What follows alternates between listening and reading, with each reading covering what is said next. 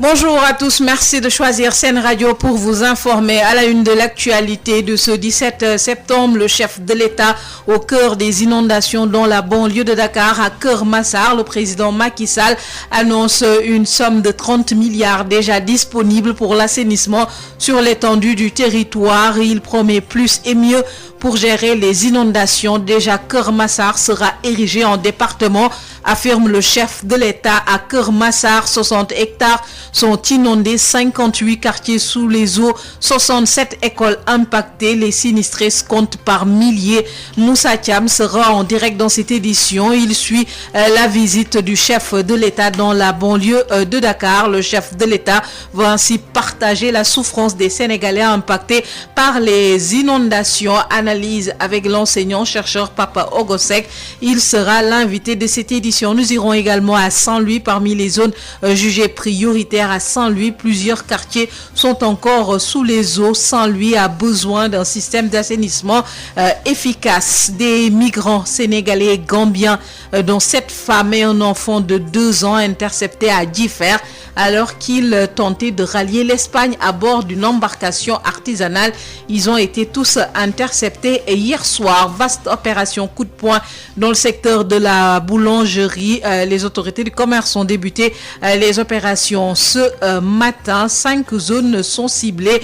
Nous aurons les précisions dans cette édition. Sur une centaine de boulangeries visitées, 25 ont été fermées pour non-respect des normes édictées. Des chariots et kiosques également retirés du circuit. Nous aurons les précisions dans cette édition. Des précisions également sur la progression de la pandémie. Un nouveau décès, 50 nouvelles contaminations, dont 23 issues de la transmission communautaire. Le Sénégal recense désormais près de 300 morts. Voilà pour les titres.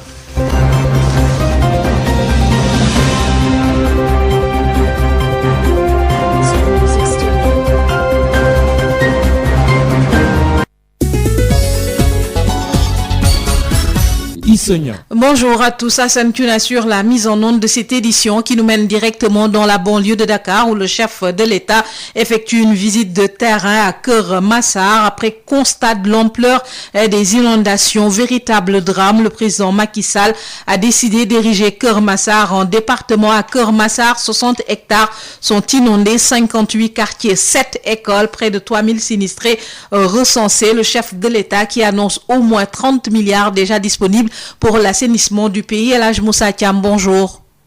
Bonjour Seigneur, vous l'avez dit, le président vient donc de quitter Keur Massar, le seul site qu'il a visité ce matin. Retenez que le président donc a pris d'importantes mesures après avoir visité le sinistre ici au niveau donc de l'unité 3 où le délégué de quartier lui a fait la situation, également le général Seck qui a tenu donc à donner donc la situation des inondations dans cette localité. Retenez qu'également le maire de la localité qui a pris la parole, Moustapha Mbengue, donc a fait la situation donc pour dire qu'il y a 60 hectares qui sont inondés, donc qui constituent 68 quartiers pour 2985 sinistrés et 7 écoles qui sont impactées. Également, plusieurs sites de recasement ont été créés quand même pour prendre quand même ces décisions. Retenez également, le chef de l'État a pris d'importantes décisions comme donc ériger Keur Massar donc en département compte tenu donc des difficultés liées à la densité, également à le problème d'urbanisation, également problème d'assainissement,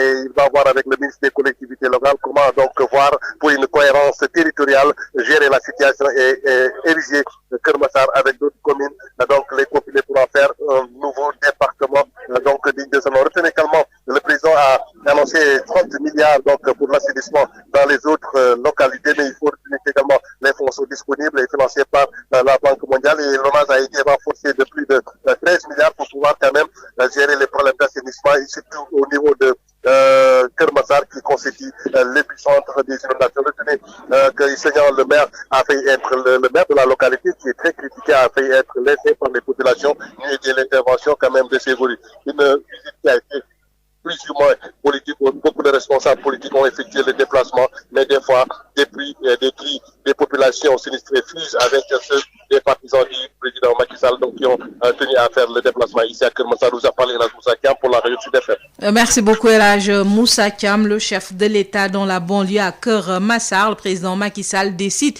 de diriger Keur Massar en département. Il a également interpellé les maires sur l'urgence et la nécessité de ne plus autoriser de lotissement dans les cuvettes. Écoutons le chef de l'État. Dès qu'il y a une pluie, nous aurons encore un spectre désolant des inondations.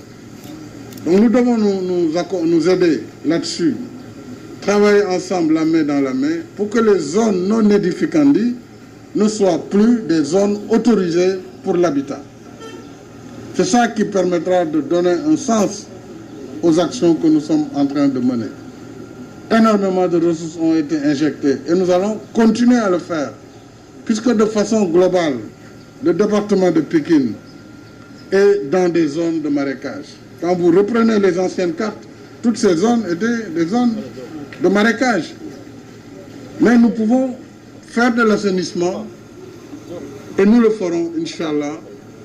Et l'autre point que je voudrais dire à l'endroit des populations de Malik, de Keur Massar, c'est que j'ai décidé, compte tenu de l'ensemble des problèmes qui sont là dans cette zone, la population, la densité, vous l'avez rappelé, monsieur le délégué, les problèmes d'assainissement et d'urbanisation, j'ai décidé vraiment maintenant de faire de Keur Massar un nouveau département. Et depuis plusieurs années, d'ailleurs, nous y travaillons. Et je demanderai au ministre en charge des collectivités territoriales, au ministre de l'Intérieur également, de travailler avec les autorités administratives, avec les élus, avec les autorités coutumières de la zone, les maires de Pikine, de Guédiawaye, de Rufisque, enfin Rufisque dans les parties comme Jaxaay et autres, pour voir la cohérence territoriale pour le futur nouveau département de Keur Massar. Je voudrais aussi vous dire que des actions très importantes seront engagées sans délai pour la gestion de Mbeubeuss et de tout ce qui entoure Mbeubeuss. Le président Macky Sall en visite dans les zones inondées pour constater l'ampleur du drame lié aux inondations. Macky Sall dans la banlieue dakaroise, le chef de l'État veut partager la souffrance des Sénégalais. C'est un devoir, explique Pape Ogosek, enseignant-chercheur en sciences politiques à l'université Gaston Berger de Saint-Louis. Il répond à El Hadj Malick Ndiaye. Au lieu d'une opération de charme, je pense que c'est plutôt par devoir que le chef de l'État descend dans la banlieue. On se rappelle en 2005 quand il y avait les grandes inondations et que Wade était lui-même avait les pieds dans l'eau. Et on se rappelle de cet événement qui a beaucoup marqué les esprits.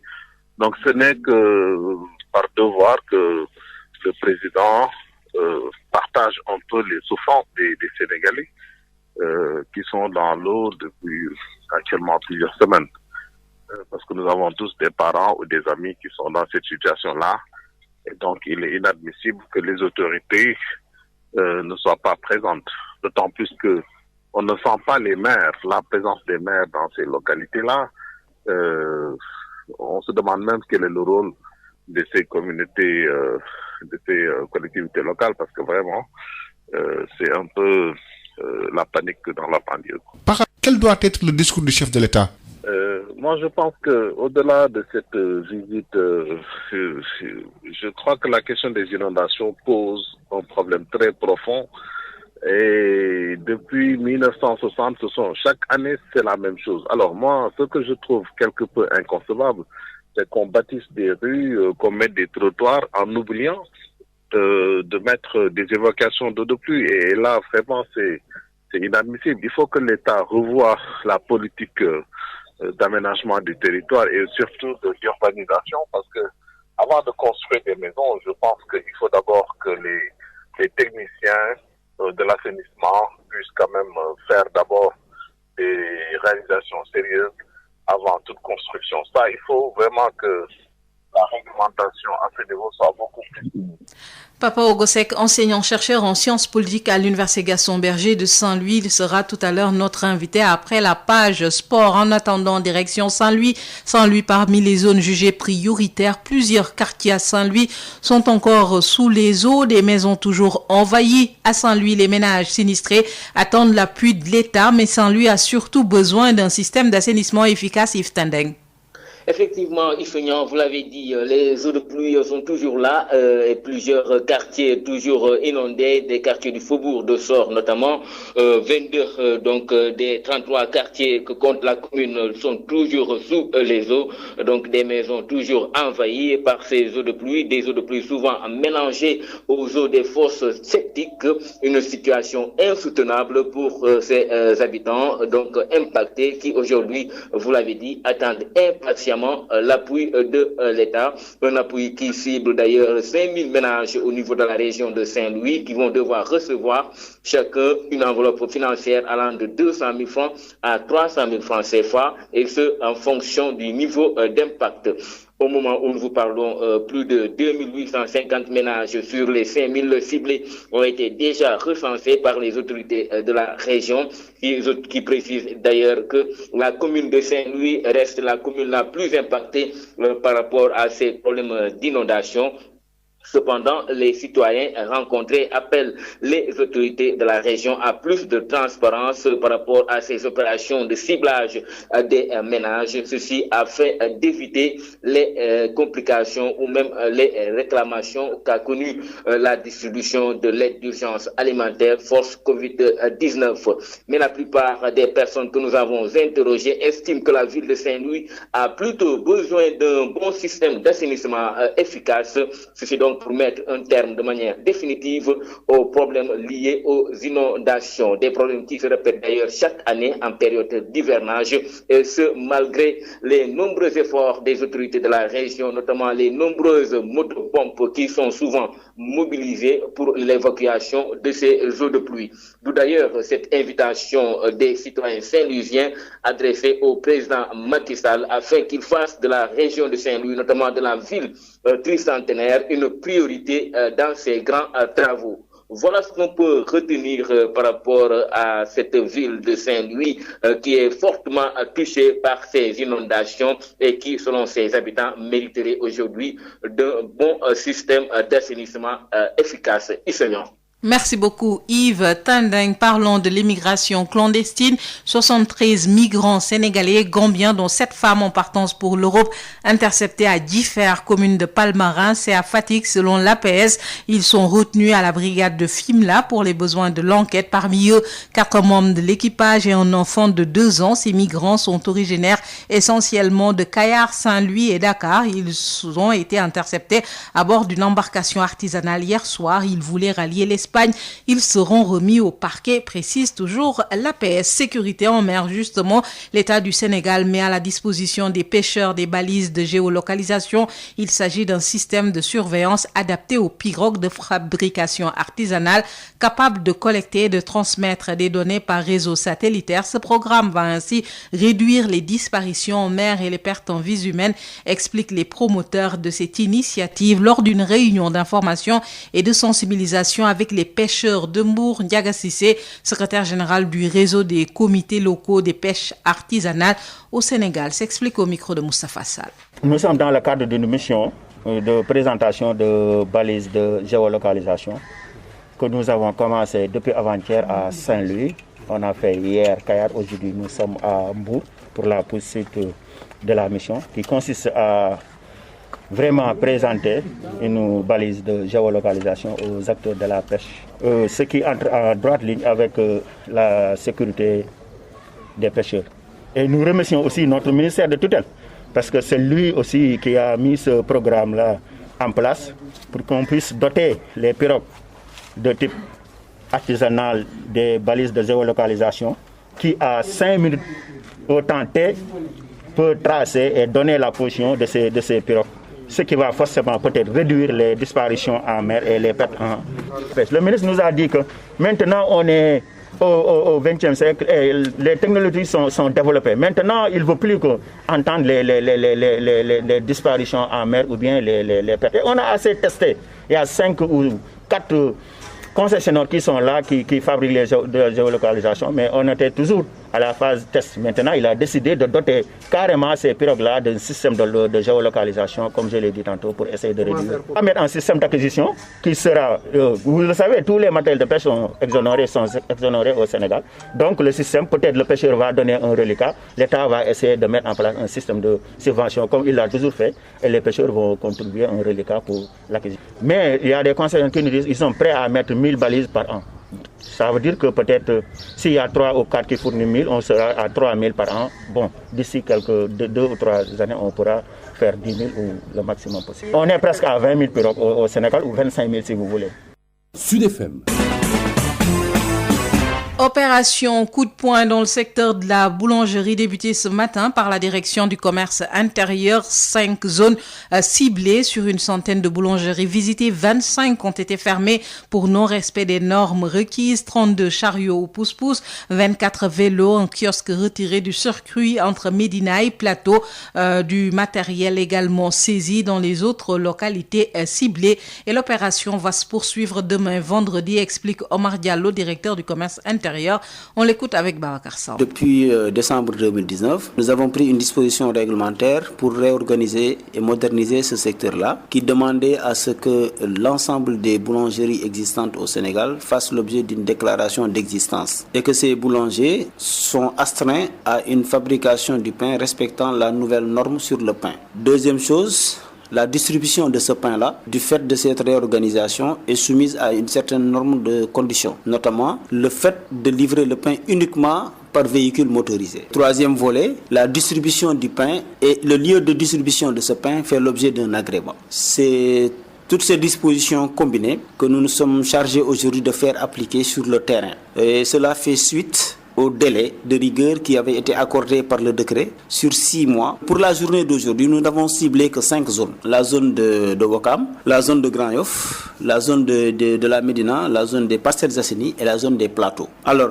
ce que nous avons constaté, c'est que dans ces zones-là, nous avons visité environ une centaine de boulangers et nous en avons fermé 25. Pour toutes ces irrégularités que je vous ai soulignées tantôt. Et il y a aussi du matériel qui a été retiré du circuit, notamment des pousse-pousse, nous en avons retiré 32. Des vélos, nous avons retiré 24 vélos et nous avons sorti un kiosque de la distribution. Mais ça, ce sont des résultats partiels qui concernent uniquement la Médina et le Plateau. Étant entendu que pour ce qui concerne Ouakam, Grand Yoff et Parcelles Assainies, les mêmes saisies ont été effectuées et sont actuellement déposées au niveau des commissariats. Nous n'avons pas encore fait le décompte parce que l'opération n'est pas encore terminée à ce niveau-là. Une opération qui va donc se poursuivre demain. 5 zones sont ciblées. Opération initiée par la direction du commerce intérieur qui veut mettre fin à l'anarchie dans le secteur de la boulangerie. Retenez que 25 boulangeries sur une centaine visitées ont été fermées pour non-respect des normes requises.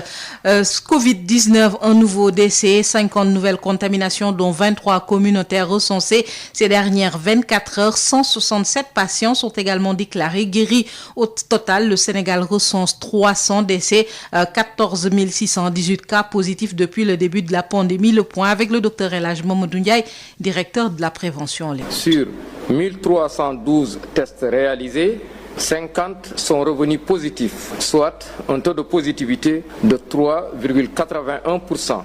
Les cas positifs se répartissent comme suit. 27 cas contacts suivis par nos services et 23 cas issus de la transmission communautaire répartis entre Guédiawaye 2, Mbao 2, Parcelles Assainies 2, Diamniadio 1, HLM Grand Yoff 1, Keur Massar 1, Liberté 5 1, Liberté 6 Extension 1, Mbour 1, Médina 1, Mékhé 1, Mermoz 1, Niary Tally 1, Nord Foire 1, Ouakam 1, Sangalkam 1, Scat Urbam 1, Sicap Baobab 1, Tambacounda 1 et Ziguinchor 1. 167 patients hospitalisés ont été contrôlés négatifs et déclarés guéris. 31 cas graves sont pris en charge dans les services de réanimation. Un décès a été enregistré ce mercredi 16 septembre 2020. L'état de santé des autres patients hospitalisés est jugé stable. À ce jour, 14 618 cas ont été déclarés positifs, dont 10 923 guéris, 300 décédés et donc 3 394 patients sous traitement. Le ministère de la Santé et de l'Action sociale présente ses condoléances à la famille éplorée et souhaite un prompt rétablissement aux patients encore dans nos services. Le ministère de la Santé et de l'Action sociale exhorte les populations au respect strict des mesures de prévention individuelle et collective et vous fait les recommandations du jour en vous disant prenez soin de vous, de vos proches et de la communauté et respectez les conseils du jour, notamment le port correct de masques couvrant la bouche et le nez, le lavage régulier des mains à l'eau et au savon. Vous pouvez également utiliser des gels de qualité ou des gels conformes aux normes de bonne fabrication. Enfin, dormir sous moustiquaires imprégnés pour éviter les moustiques, surtout les enfants et les femmes enceintes. Et donc le point du jour avec le directeur de la prévention ce 17 septembre, journée mondiale de la sécurité des patients avec pour thème sécurité des agents de santé, une priorité pour la sécurité des patients. Plus de 300 travailleurs ont été infectés au nouveau coronavirus et même des cas de décès enregistrés. Cela montre que la sécurité des travailleurs n'est pas correctement prise en compte. C'est la conviction de Chersek, secrétaire général du syndicat démocratique des travailleurs de la santé. Il se prononce à l'occasion de cette journée. Chersek est avec Birama Ndiaye. La sécurité du travailleur va d'abord de le mettre dans des conditions idoines, de lui permettre de pouvoir faire son travail correctement à moindre risque. Il n'y a pas zéro risque, mais au moins d'amoindrir le risque. Dans le secteur où nous sommes, là, c'est le secteur de la santé, nous savons pertinemment que nous sommes exposés à des ennemis que nous ne voyons pas. Je veux parler des microbes, des virus et autres, en tout cas, qui touchent. Parce que la plupart des personnes qui viennent dans nos structures sont malades. Et la plupart des personnes qui sont malades sont porteurs soit de bactéries, de virus ou de microbes qu'on ne voit pas à l'œil nu. L'exemple du coronavirus est là. Par exemple, aujourd'hui, un malade, si vous ne savez pas ce qu'il a et que vous ne prenez pas vos dispositions, vous risquez de vous contaminer. Le sida a eu à contaminer pas mal d'agents de santé. L'hépatite virale aussi fait des ravages dans notre secteur. La tuberculose aussi, la même chose, parce que parfois dans certaines situations, les conditions de protection, en tout cas, ne sont pas garanties. Nous avons vu même au niveau de l'apparition de la Covid, pratiquement il y a plus de 300 agents de santé qui ont été touchés.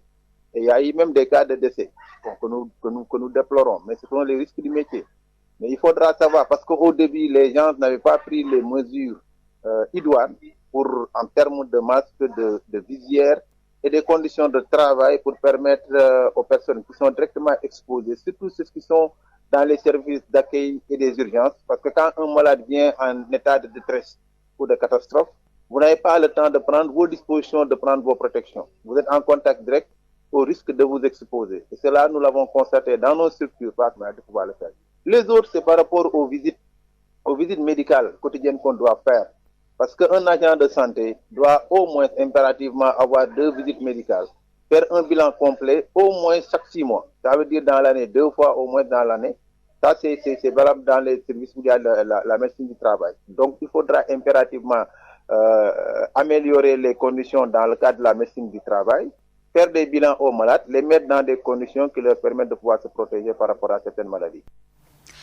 Et puis la crise politique au Mali, on en parle. La junte et la CEDEAO, toujours à couteau tiré sur la question de la transition. Les discussions vont cependant se poursuivre, mais selon le fondateur de Africadium Center, pour éviter le chaos, les militaires devront impérativement remettre le pouvoir aux civils et respecter les résolutions de la CEDEAO. Aluntine est joint par Mamdiara da Silva. Écoutez, l'avenir est en train de se construire avec beaucoup de difficultés, parce que le Mali est confronté à des défis énormes dans un contexte sécuritaire extrêmement difficile, avec d'ailleurs les conditions dans lesquelles le régime de IBK est tombé, de l'arrivée des militaires qui sont jeunes et qui sont en train de se chercher. Mais de mon point de vue, aujourd'hui, l'avenir du Mali, c'est le respect des résolutions de la CEDEAO. La CEDEAO était très compréhensive. La CEDEAO leur a quand même accordé 18 mois au lieu de 12. Je pense que la CEDEAO a été flexible, compréhensive, mais maintenant, il faut que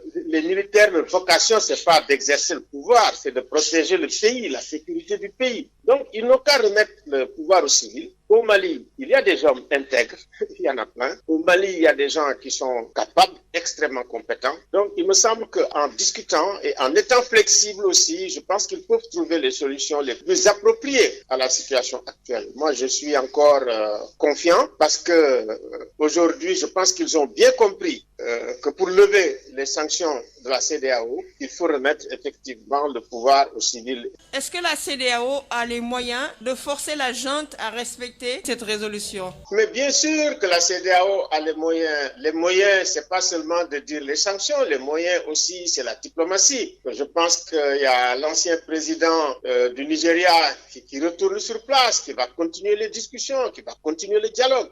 Je pense que c'est à travers une bonne intercompréhension à la fois des normes de fonctionnement de la CEDEAO et également aussi une bonne compréhension de la junte militaire. Ils doivent être au front, retourner au camp. C'est ça la solution de sagesse et remettre le pouvoir vraiment aux civils. C'est aux civils et aux politiques également aujourd'hui de repenser leur comportement. Parce que quand même, il y a une défiance profonde par rapport à la politique, à tous les régimes qui se sont succédés. Et chaque fois qu'il y a un coup d'État militaire, ça veut dire que c'est un échec extrêmement profond pour tous les politiques, pratiquement pour toute la société.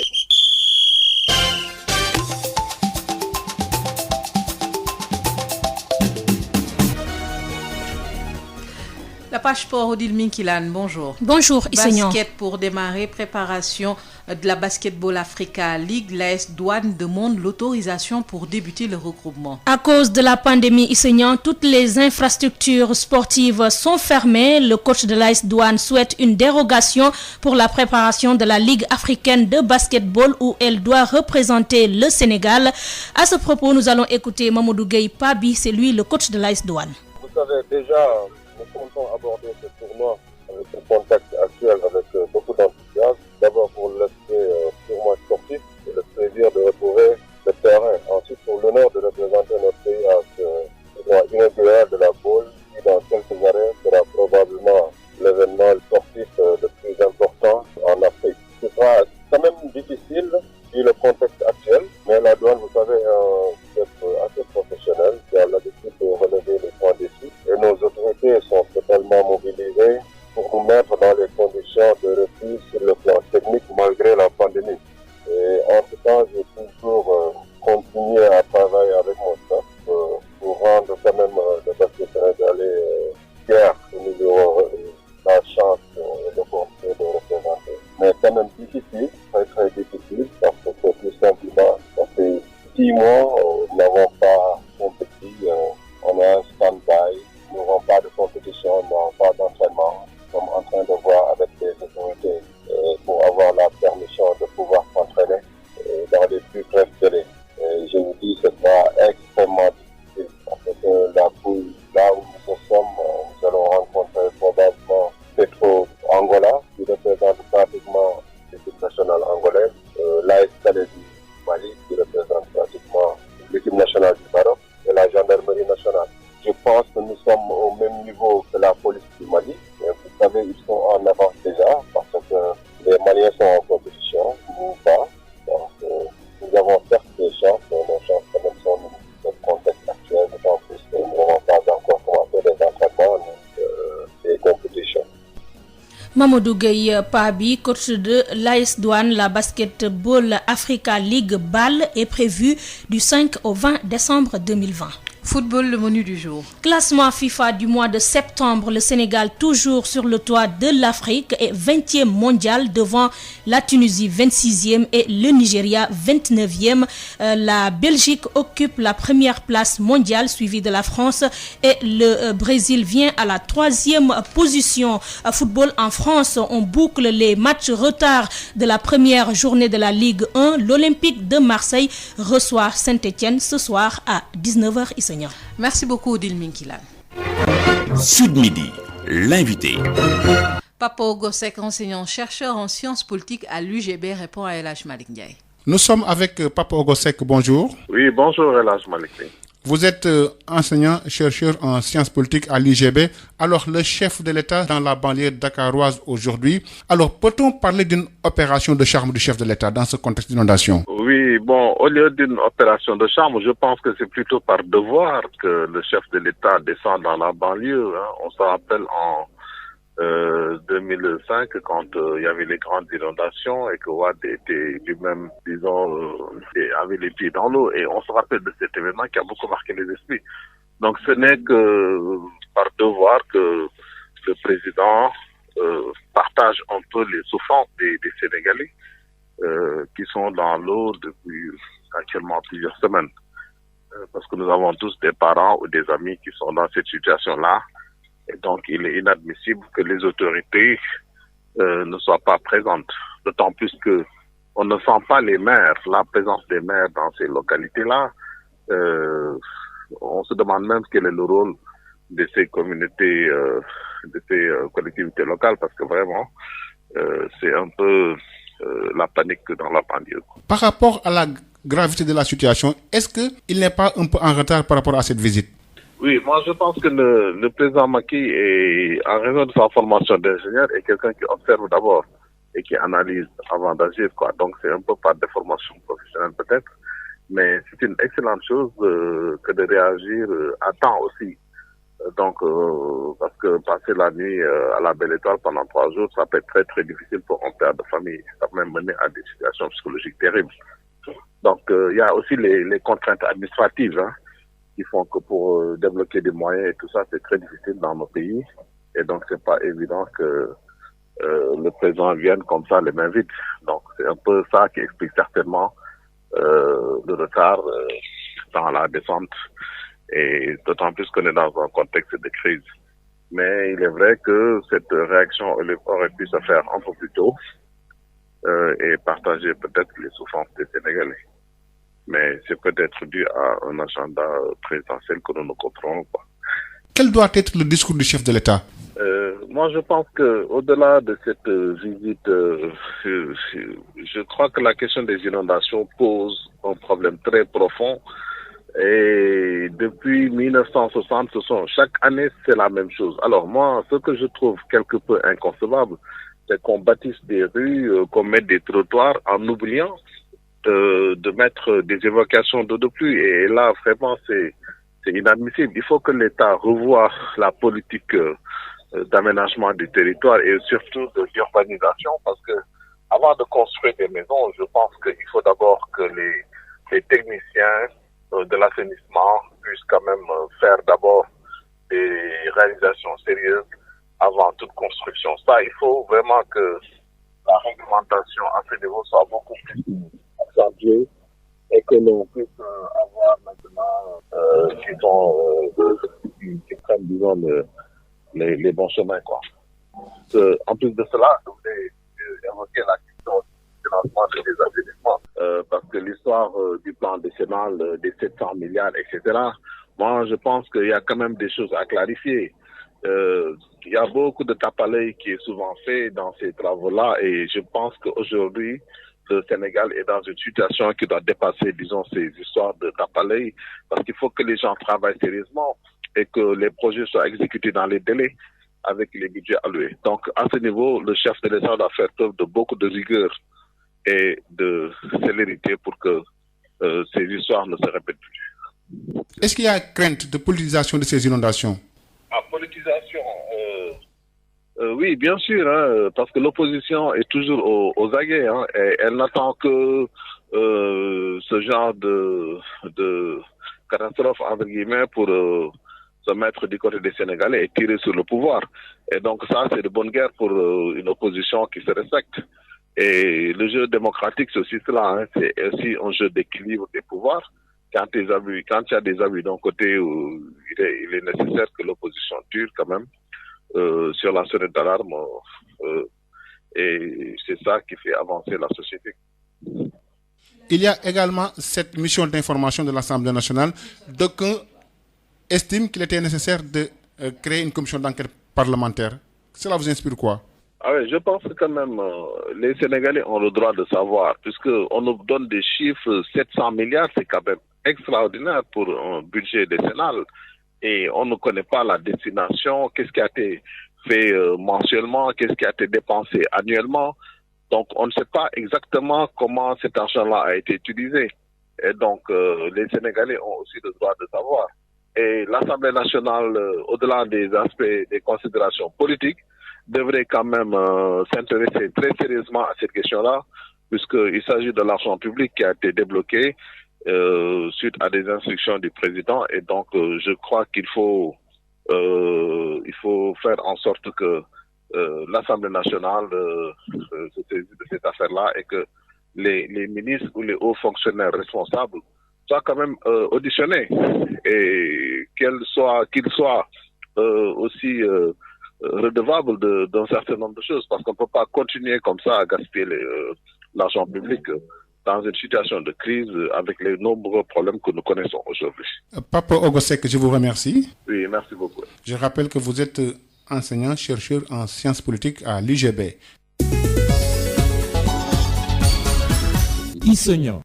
Fin de cette édition, je vous rappelle les principaux titres développés. Le chef de l'État dans la banlieue de Dakar, Keur Massar, zone inondée, décide d'ériger Keur Massar en département. Dans la zone, 60 hectares sont inondés, 58 quartiers, 7 écoles, près de 3000 sinistrés enregistrés. Le chef de l'État annonce 30 milliards déjà disponibles pour l'assainissement des localités touchées par les inondations dans le pays. Le chef de l'État qui a également interpellé les maires sur l'urgence et la nécessité de ne plus autoriser de lotissement dans les zones non édificantes. Et puis à Saint-Louis, plusieurs quartiers sont toujours sous les eaux. Saint-Louis où les populations attendent avec impatience l'appui de l'État, mais Saint-Louis a surtout besoin d'un système d'assainissement efficace. Et puis vaste opération en cours dans le secteur de la boulangerie, une initiative de la direction du commerce intérieur. 5 zones sont ciblées à Dakar. Sur une centaine de boulangeries visitées aujourd'hui, 25 ont été fermées pour non-respect des normes requises. Fin de cette édition mise en onde par Hassan Thioune. Merci de l'avoir suivi. Le Wolof à 13h avec El Hadj Maodo Faye. Bonne suite de programme.